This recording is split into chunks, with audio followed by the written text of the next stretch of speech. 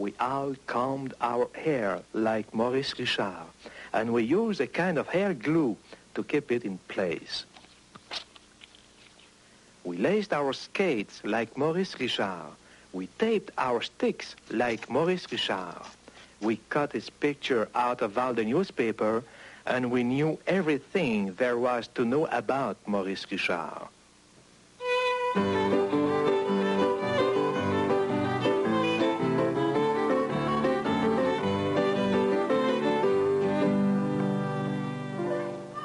On the ice, when the referee blew his whistle, both teams would rush at the puck.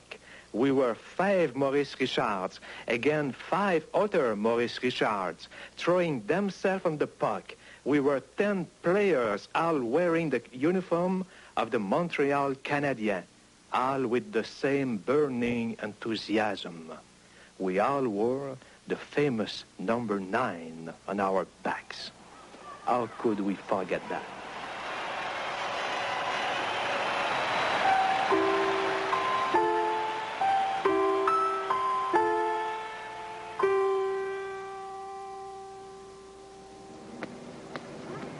Hello, comment ça va? How are you?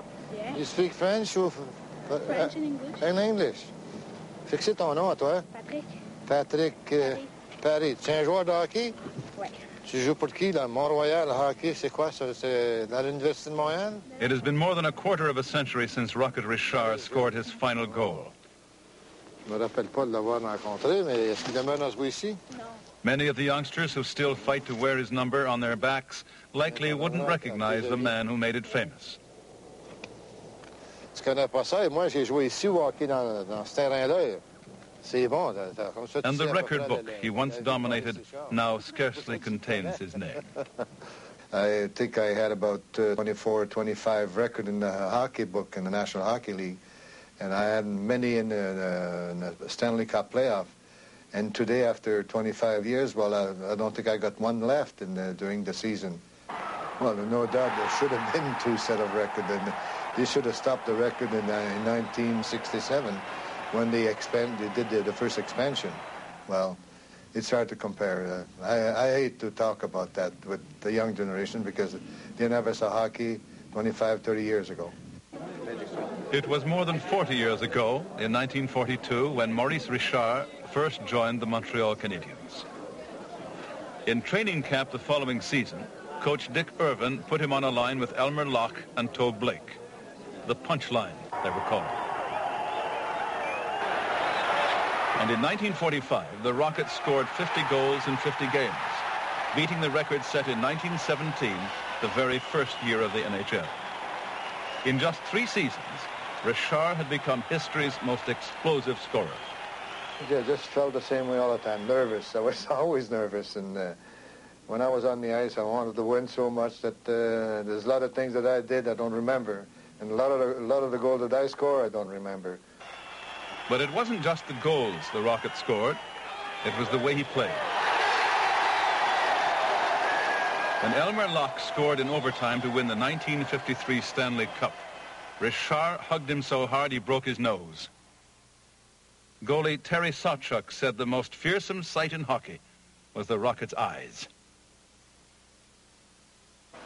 And in Richard's tempestuous career, there was no more stormy season than 1954-55.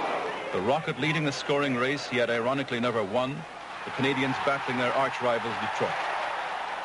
It was an emotional time. He was by now a hero across Canada and a tribal god in Quebec.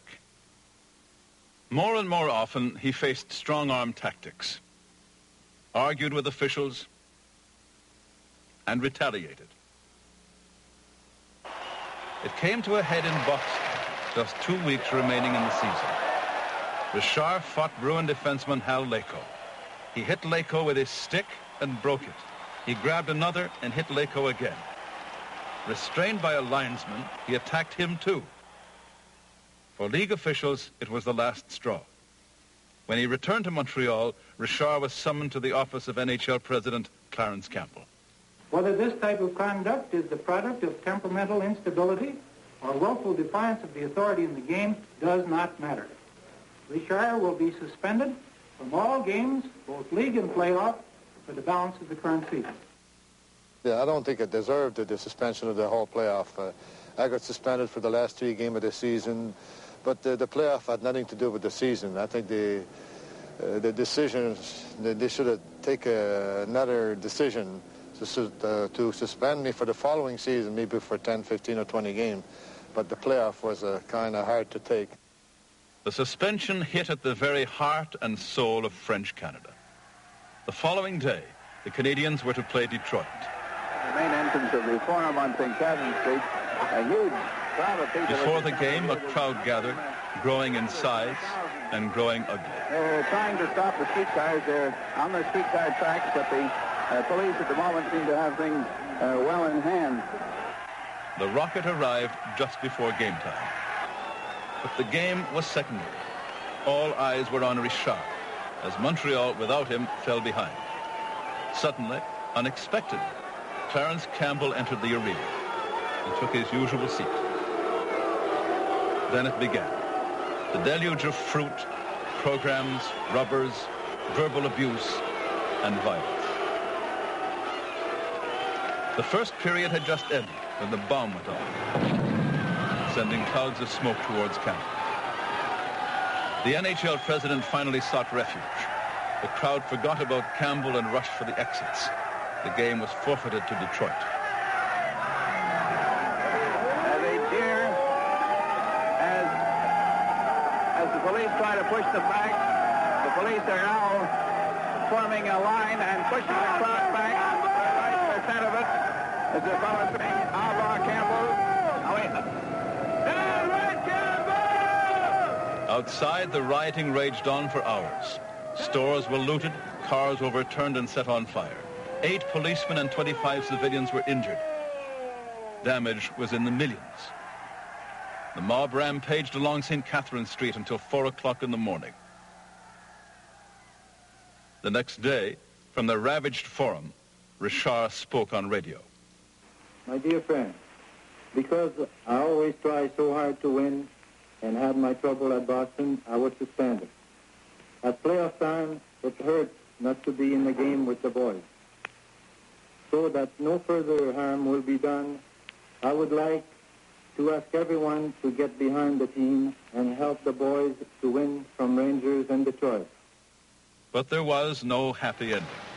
Teammate Boom Boom Geoffrion won the scoring title and was booed for it. In the playoffs, the Canadiens were again beaten by Detroit. The Red Wings got the cup from Clarence Campbell. I never did like Mr. Campbell. I wasn't sure it was him that took the decision or the owners, but I think it was a bad decision. And that's what is in my mind, and I got that in my mind since that time, and I'll never forget that.